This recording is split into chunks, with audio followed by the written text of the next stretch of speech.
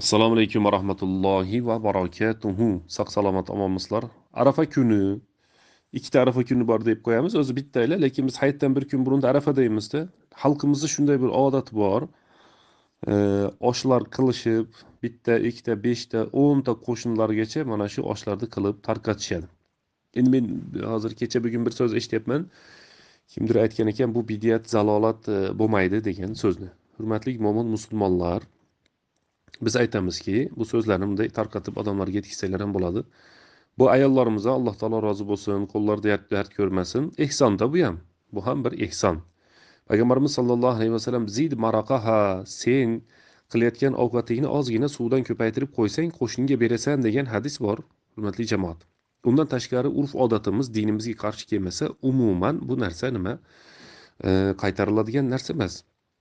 Payg'ambarimiz sollallohu alayhi vasallam Allohga va qiyomat kuniga iymon keltirgan inson qo'shnisiga yaxshilik qilsin dedilar. O'zi xosatan hozirgi vaqtimizga kelib, qo'shnilarga taom berishlik, xabar olishlik, tarqatishlik umuman yo'q bo'lib ketyapti.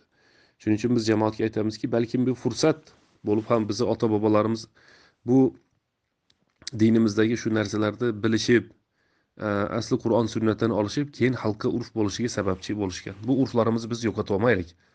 Oshlarni qilaylik. Albatta bu yerda tajovuz yo'q. Bitta chinida osh beriladi. Ustida bir go'shti yoki salati bo'lishligi mumkin. Tajovuz emas. Uyga qilayotgan taomini ozgina ko'paytirib qo'ysin. 5 ta 6 ta qo'shnilarga, yaqinlarga shu taomlarni chiqarib bersa yaxshi bo'ladi. Bu urf-odatimiz bid'at, zalolat emas. Balki buni sunnatga shunday tushirsangiz bo'ladi. Balki bu yaxshilik, ehson, bayramona kayfiyat. Shuning uchun bemalol taomlarni qilib, qo'shnilardan hol ahvol so'rab, agar shu qo'shnilarga fitr sadaqalarini qo'shib berib yuborish kerak bo'lsa, birga berib qo'yish kerak. Vallohu a'lam. Alloh subhanahu va taolo kelayotgan hayit bayramini fayzli, barakatli qilsin. Alloh subhanahu va taolo hammalarimizni yaxshi niyatlarimizga o'zi yetkazsin.